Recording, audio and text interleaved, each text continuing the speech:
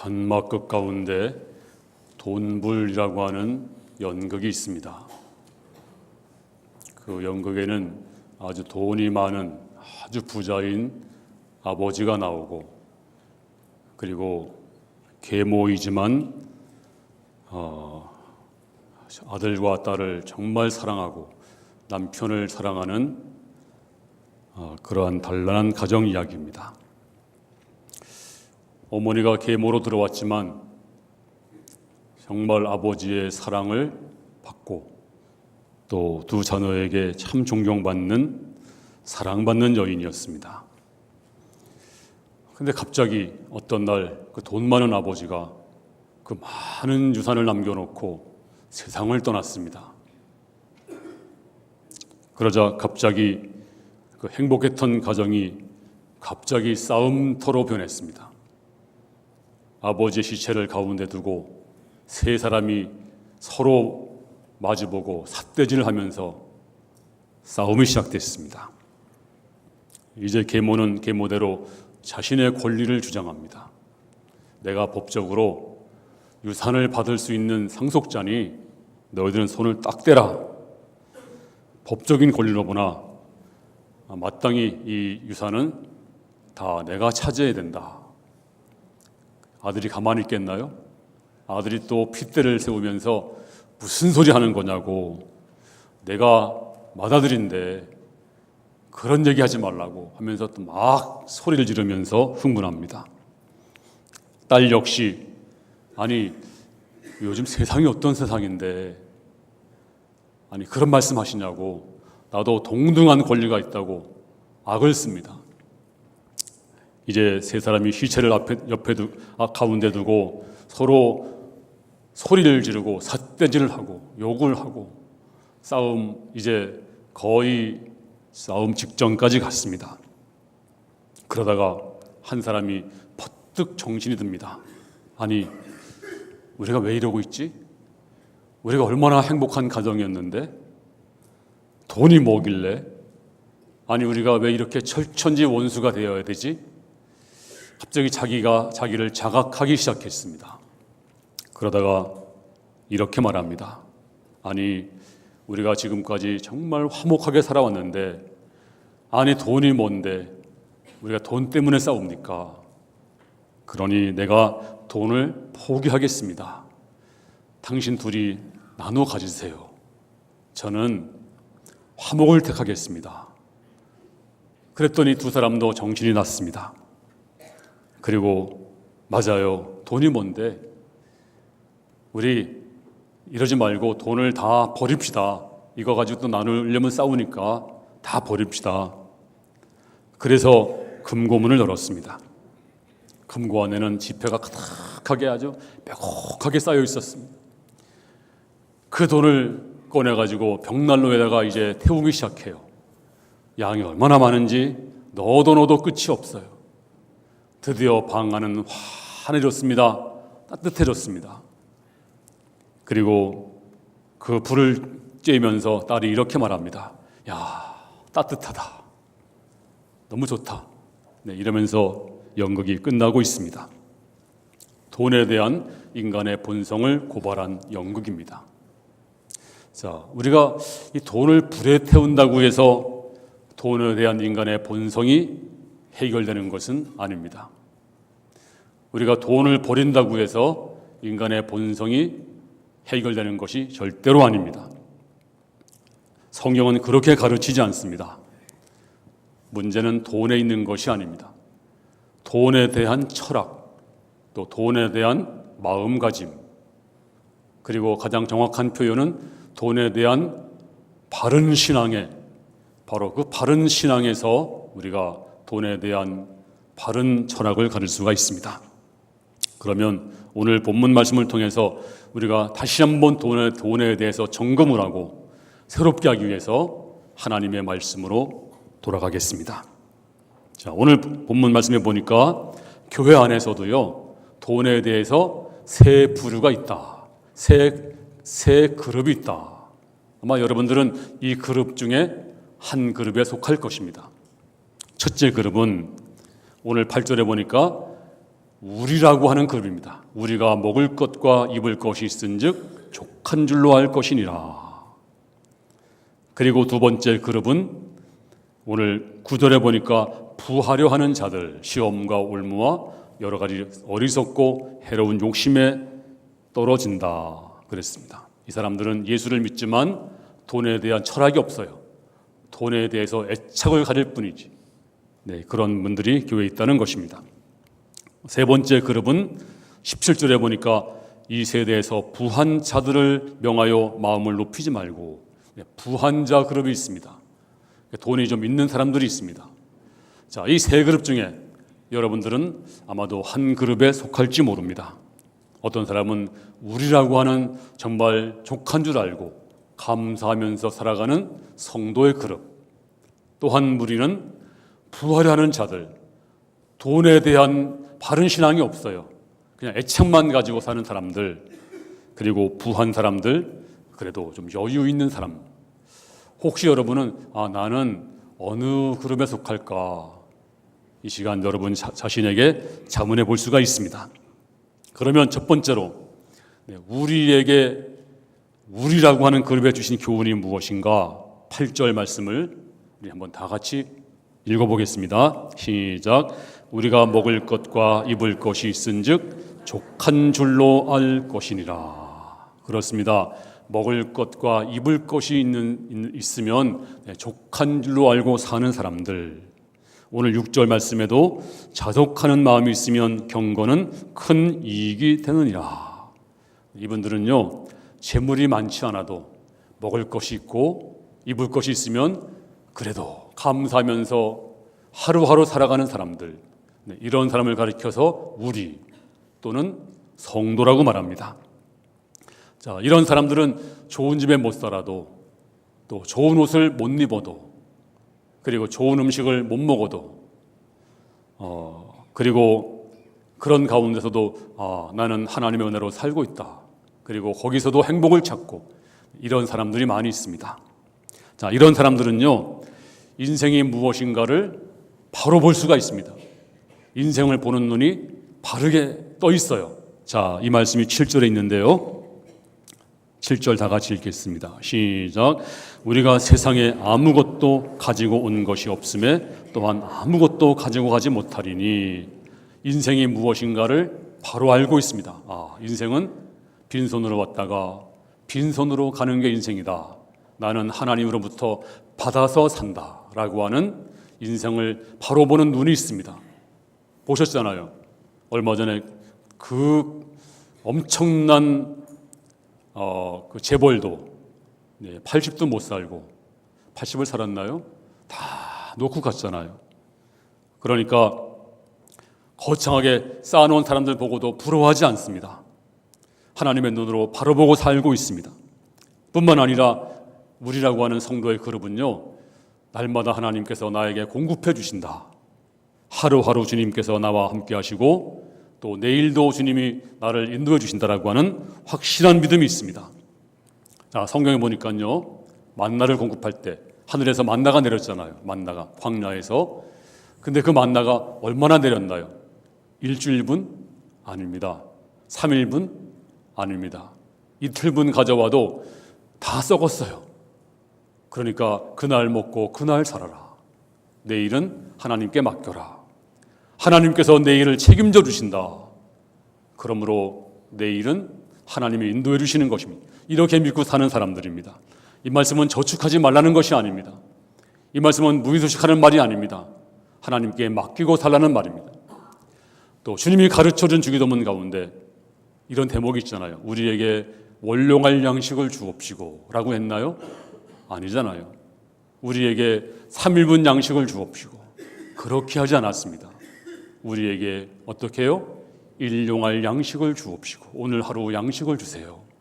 그리고 내일은 주님께 맡깁니다. 내일에 대한 보장은 없지만 전능하신 하나님께서 내일을 책임져 주신다라고 하는 믿음. 그래서 재물이 넉넉하지 않아도 나는 하나님의 은혜로 살아간다. 자, 저는 잠언 기자 그 지혜자의 기도를 참 사랑합니다. 잠언서 30장 7절에 내가 두 가지 일을 주께 구하였사오니 내가 죽기 전에 내게 거절하지 마옵소서. 두 가지 기도입니다.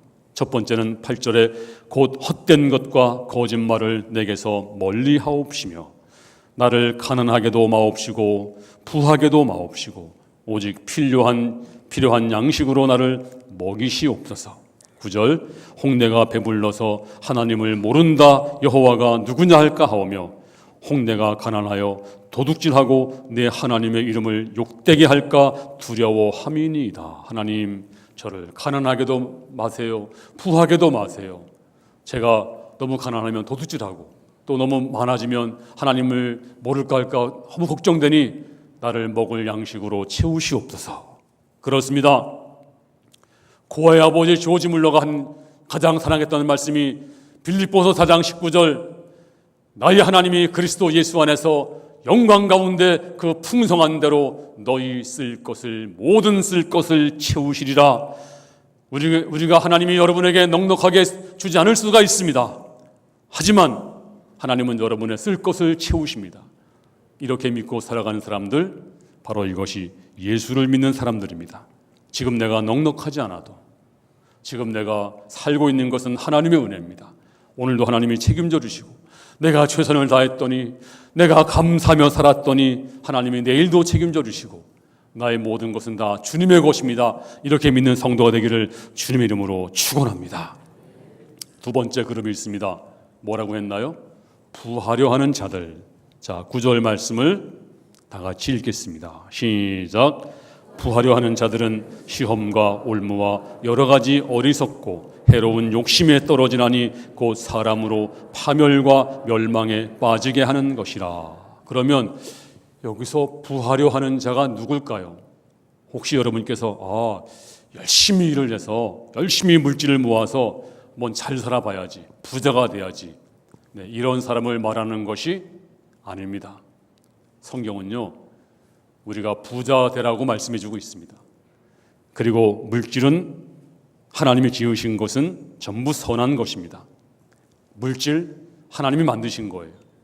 돈도 하나님의 선물입니다. 돈은 악한 것이 아닙니다. 전도서 5장 19절에 또 어떤 사람에게든지 하나님이 재물과 부요를 그에게 주사 능히 누리게 하시며 제 몫을 받아 수고함으로 즐거워하게 하신 것은 하나님의 선물이라. 그렇습니다. 하나님이 재물과 부요를 주신대요. 그리고 즐겁게 살아가는 것은 하나님의 선물이라고 했습니다. 그러므로 물질은 하나님의 선물입니다. 여러분이 열심히 일해서 부자 되는 것, 이건 부하려는 자들이 아닙니다. 여러분 인사 중에서도요, 가장 좋은 인사가 뭔지 아세요? 부자 되세요. 그러면 다들 좋아하세요. 제가 언젠가 개업하는 집에 갔더니 저 화분에다가 뭐라고 썼냐면 돈 세다가 잠이 드세요. 얼마나 좋은 거예요. 돈 많이 버시기 바랍니다. 정치도 마찬가지입니다. 민주화니 뭐니 해도요, 경제 못 살리면 국민 마음이 다 돌아서요. 옛날에 클린턴이 이 바보야 경제야 그 한마디 가지고 대통령 됐다고 그러더라고요. 여러분 경제 부자 되면 좋은 게 10가지가 있대요. 첫 번째는 경제적인 자유를 누릴 수가 있습니다. 둘째는 돈을 더 많이 벌 수가 있습니다. 사실 돈이 돈을 버는 것입니다. 세 번째는 전문가의 지식과 경험을 내가 살 수가 있습니다. 넷째는 아름다운 노후를 보낼 수가 있습니다. 다섯 번째는 주변에 사람들이 몰려와요. 외롭지 않아요. 그리고 여섯 번째는 당당한 자신감이 있습니다. 돈이 있는 사람들은. 일곱 번째는 멘토가 되어서 다른 사람 인생에 조언도 할 수가 있어요. 그리고 그 다음에 사회 여론도 형성할 수가 있습니다. 그리고 자신의 꿈을 실현할 수가 있습니다. 마지막 10번째는 가족에게 안정과 행복을 선사할 수가 있습니다. 그러므로 돈은 결코 악이 아닙니다. 돈을 잘 벌어야 됩니다. 여러분들은 부자가 되시기 바랍니다. 하나님의 축복이 여러분에게 충만히 임하기를 바랍니다. 가난은 여러분 좋은 것이 아닙니다. 가난은 인생을 파괴할 수가 있습니다. 여러분 공부를 좀 못해도 괜찮아요. 배경이 없어도 괜찮아요. 근데 가난하면 인생은 비참해집니다. 여러분 자녀가 아빠 왜 이렇게 가난해 우리 집은 왜 이렇게 못 살아? 그러면 혈압이 올라가지고 열심히 일을 합니다. 밤에도 일을 하고 투잡을 뛰고 자존심 버리고 체면 버리고 돈이 모이느냐? 돈이 모이든가요? 돈이 안 모입니다. 돈이 붙는 사람이 있고 돈이 떠나는 사람이 있습니다. 왠지 아십니까? 바로 도둑이 있기 때문입니다. 그 도둑이 바로 원수마귀 사단입니다. 요한복음 10장 10절에 바로 도둑이 들어와서 우리의 모든 것을 도둑질한다라고 했습니다. 그런데 누가 이 도둑을 잡을 수가 있나요? 불행하게도 인간에게는 도둑을 잡을 수 있는 힘이 없어요. 방법이 없어요. 능력도 없습니다. 우리에게는 도둑을 잡을 수 있는 사람이 이 땅에 아무도 없습니다. 누가 잡을까요? 바로 우리 주님께서 오신 목적은 이 도둑을 잡기 위해서. 요한일서 3장 8절에 하나님의 아들이 나타나신 것은 마귀를 멸하려 하심이라. 그렇습니다. 우리 주 예수님 이 땅에 오셔서 악한 마귀 사단의 모든 그 죄악을 권세를 멸해버리시고 그리고 사단 마귀를 잡아버리고 말았습니다.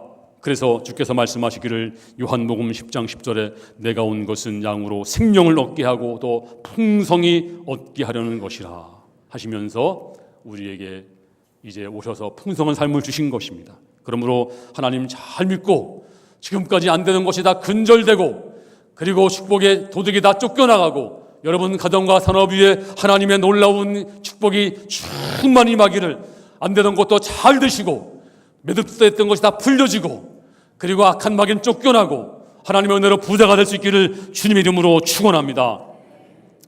그리고 이 부하려는 자들은요 열심히 일 해서 부자가 되려고 하는 사람들도 아니고 또 재물을 많이 모아서 내가 뭐 선한 일도 해봐야지 이런 꿈을 가는 사람도 아닙니다. 잠언서 21장 10절에 보니까 지혜 있는 자의 집에는 귀한 보배와 기름이 있다. 지혜 있는 자 집에는요 귀한 보배가 있대요.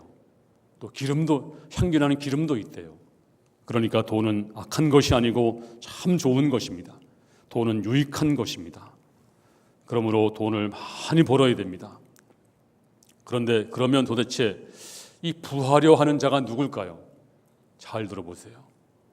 부하려는 자는 하나님 없이 오직 나만을 위해서 돈에 대한 병적인 애착을 가진 사람들, 이런 사람들이 부하려 하는 자들이다. 그리고 정확히 말씀드리면 오늘 10절에 이렇게 나와 있습니다. 다 같이 읽겠습니다. 시작. 돈을 사랑함이 일만하게 뿌리가 되나니 이것을 탐하는 자들은 미혹을 받아 믿음에서 떠나 많은 근심으로 자기를 찔렀도다. 누가 부하려는 자일까요? 바로 돈을 사랑하는 사람들. 돈을 사랑하는 사람들. 돈은 필요합니다. 우리가 돈을 이제 움직여야 됩니다. 그런데 돈에 매인 사람들이 있습니다. 그리고 돈에 대해서 병적인 애착을 갖습니다. 그리고 돈을 섬기는 수준까지 가는 사람이 있습니다. 성도 중에서. 이렇게 돈을 하나님처럼 섬기는 사람을 가리켜서 맘모니즘이라고 말합니다. 돈을 믿게 되면 나도 모르게 돈이 나를 보호한다고 믿습니다. 돈이 없으면 왠지 불안합니다. 하나님 믿는 게 아니고요. 돈을 믿어요. 그래서 초조해져요. 그래서 나도 모르게 돈이 하나님 자리에 있는 것입니다. 바로 이것이 부하려 하는 자들입니다. 바로 이것이 하나님 자리에 돈을 놓는 것입니다. 지금도 마찬가지입니다. 지금도 많은 사람들이 돈을 섬기는 사람들이 있습니다. 하지만 주께서 말씀하시기를 재물과 하나님을 겸하여 섬길 수가 없느니라. 그런데요, 돈을 불신자만 사랑하는 것이 아닙니다. 우리 성도들도 마찬가지입니다. 아니, 목사도 마찬가지입니다. 이제 초대교회 때 보니까요, 베드로가 이렇게 말했습니다. 베드로전서 5장 2절에 너희 중에 있는 하나님의 양무리를 치되 억지로 하지 말고 하나님의 뜻을 따라 자원함으로 하며 더러운 이득을 위하여 하지 말고 기꺼이 하며. 이 말씀은 목사에게 주신 말씀인데요, 그 당시에 목사들에게 너희들은 더러운 이득을 위해서 일하지 말아라. 그러니까 이런 사람들이 있었다는 거예요. 없었으면 이런 얘기 뭐하러 합니까? 그 당시에도 더러운 이득을 위해서 일하는 목사들이 있었습니다. 지금도 마찬가지입니다. 저에게 하는 말씀입니다. 저도 많이 자신을 돌아보고 있습니다. 그리고 더 나아가서 디모데전서 3장 8절에 이와 같이 집사들도 정중하고 일구의언을 하지 아니하고 술에 임박히지 아니하고 더러운 일을 탐하지 아니하고, 집사를 세울 때도 마찬가지입니다. 더러운 일을 탐하지 아니하고 돈에 대해서 좀 정직한 사람들, 돈에 대해서 바른 인식을 가진 사람을 집사로 세우라. 우리 교회 집사님들이 계십니다. 집사 자격이 무엇입니까? 돈에 대해서 바른 철학, 바른 생각하는 사람들을 집사로 세우라. 그런데 돈에 대해서 병적인 애착을 갖습니다. 하나님 없이 오직 나만 위해 쓰기 위해서, 그리고 나도 모르게 돈이 신이 됐습니다. 돈에 매였습니다. 돈이 없으면 불안합니다. 그리고 돈 자리에 하나님을 놓았습니다. 이것이 바로 부활하는 자들이고 돈을 사랑하는 것입니다. 그 결국이 어떻게 되는 것입니까? 오늘 9절에 결국 시험에 빠진다라고 했는데, 다 같이 9절 말씀을 다시 읽어보겠습니다. 시작. 부하려 하는 자들은 시험과 올무와 여러 가지 어리석고 해로운 욕심에 떨어지나니 곧 사람으로 파멸과 멸망에 빠지게 하는 것이라. 결국은요, 돈을 사랑하게 되면, 돈에 매이게 되면 시험과 올무 아시죠? 짐승 잡을 때 올무에 걸리면, 목에 걸리면 빠져나오지 못합니다. 그냥 죽는 거예요. 그리고 파멸과 멸망에 빠지는 것이다. 돈 때문에 파멸과 멸망에 빠진 사람들이 얼마나 많습니까? 얼마 전까지만 하더라도 돈 때문에 아버지를 죽인 페루나도 있었고요. 돈 때문에 자기 엄마를 죽이는 선생님도 계셨더라고요. 돈 때문에 돈을 벌게 또 뛰쳐나가서 몸 팔았던 딸도 있고요. 온갖 거짓말로 돈 때문에 사람을 속여가지고 돈을 끌어모아가지고 들통나서 도망간 사람도 있고, 돈 때문에 거짓말하고, 돈 때문에 주일도 범하고, 돈 하다가 파멸된 사람이 얼마나 많이 있습니까? 그러므로 우리가 돈에 대한 바른 철학을 가져야 됩니다. 오늘 10절에 돈을 사랑함이 일만하게 뿌리가 되나니 이것을 탐하는 자들은 미혹을 받아 믿음에서 떠나 많은 근심으로 자기를 찔렀도다. 돈을 사랑하는 것이 아닙니다. 돈은 필요할 뿐이고 내가 사용할 뿐입니다. 내가 컨트롤해야 됩니다. 그런데 돈에게 매인 사람들이 있습니다. 오늘 이 말씀을 듣고 다 치유받기를 바랍니다. 그리고 이제 하나님께 이런 마음 가지면 물질을 안 줄 수가 없는 거예요. 하나님의 사람들은 이렇게 해결돼야 물질을 주실 줄로 믿습니다. 깨끗하게 해결받기를 바랍니다. 그리고 마지막 세 번째는 부한 자들에게 주시는 교훈인데, 부한 자들, 자 17절 말씀을 다시 보겠습니다. 시작. 내가 이 세대에서 부한 자들을 명하여 마음을 높이지 말고. 부한 자들, 우리 가운데요, 이제 그래도 좀 넉넉한 분이 있을 거예요. 뭐 큰 부자는 아니더라도 이런 분들은 마음을 높이지 말아라. 다시 말하면 교만하지 말아라. 왜 그래야 됩니까? 물질이 좀 있어지면 이건 내가 번 거야, 이거 내 거야, 애착을 가져요. 그런데요, 그거 내 거 아닙니다. 하나님께서 벌 수 있는 환경을 주셨고 벌 수 있는 능력을 주신 거예요. 내 것이 아니고 하나님의 것입니다. 이것이 바로 청지기 정신입니다. 청지기는 매니저입니다. 내 것이 아닙니다. 바로 우리는 내 가진 모든 것은 내 것이 아니고 하나님이 내게 맡겨주신 것입니다. 이런 마음을 가져야 됩니다. 제가 전도사 때 있었던 교회 박경욱 집사라고 하는 분이 있었어요. 이분이 배 사업을 하셨는데 그 당시에 만선을 몇 번 했어요. 그래서 돈을 많이 벌었습니다. 그런데 이분이 교회에다 헌금을 엄청 많이 했어요. 그래서 땅을 사고 교회를 지었습니다. 제가 이제 그분에게 이제 한번 이런 말씀했습니다. 저 집사님, 어떻게 이렇게 많은 돈을 벌었습니까? 하고 얘기했더니 깜짝 놀라면서, 제게 아닙니다. 제게 아닌데요, 하나님의 것입니다. 뭐 하나님 거 하나님께 드리는 게 뭐가 이상합니까? 항상 그런 말씀을 제가 수없이 들었습니다. 여러분 가지고 있는 거 여러분 것입니까? 다 내 거 아니에요. 하나님 것입니다. 하나님이 환경을 주셨고 하나님께서 능력을 주셨고 내게 잠시 맡겼을 뿐입니다. 이것이 바로 청지기, 바로 이것을 구체적으로 고백하는 것이 바로 11조입니다. 하나님, 내가 11조를 드림으로 내 가진 모든 것은 다 주님의 것입니다. 내가 이것을 믿음으로 고백을 하겠습니다 라고 드리는 것이 바로 11조입니다. 그리고 10분의 9도 내 것이 아닙니다.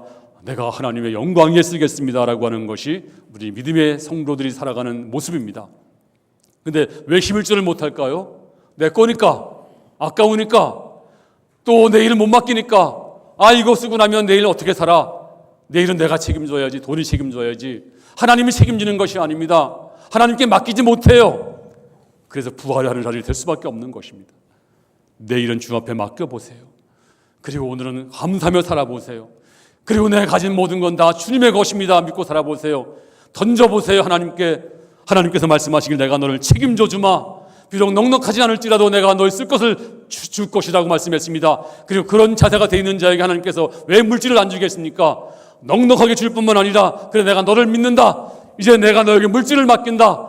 이제 너는 선한 사업에 써라. 너는 이제 하나님 영광에 사용하라. 많은 물질을 주실 줄로 믿습니다. 그리고 오늘 또 말씀합니다. 17절에 정함이 없는 재물에 소망을 두지 말아라. 여러분, 이 세상에 이 모든 것들은 정함이 없는 것입니다. 물질은 우리 하나님이 아닙니다. 내가 사용할 뿐입니다. 그러므로 거기에 마음을 두지 마시고, 그리고 선한 사업에 부하고, 오늘 18절에 선을 행하고 선한 사업을 많이 하고 나누어 주기를 좋아하고 너그러운 자가 되라.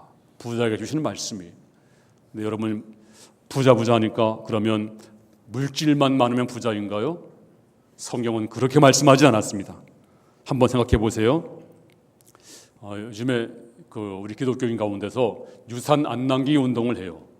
거기에 보니까 많은 분들이 지금 동참해 있는데 수천 명이 들어가 있더라고요. 거기에 들어가서 보니까 이런 겁니다. 3분의 2는 하나님의 영광에 쓰겠다는 서약을 해요. 거기 보면 뭐 실업가들, 사업가들, 뭐 정치인들도 많이 계시고 또 뭐 장관하신 분도 많이 계시고 많이 계시던데 거기 보니까 3분의 2는 하나님 영광에 쓰겠습니다. 자녀에게 유산을 남기지 않겠습니다라고 서약을 해서 다 공유를 해요. 근데 거기서 이제 한 간증을 봤더니 이런 간증이 있더라고요. 제가 이렇게 서약했더니 우리 자녀들이, 우리 자식들이 눈빛이 달라졌습니다. 우리 아버지가 나에게 아무것도 안 주겠다. 정신 차리자. 그래서 정말 정신 차려 잘 사는데 아이들이 다 잘 된대요. 유산 바라보니까 직장 다니다 때려치우고, 유산 바라보니까 인생 망치는 것입니다.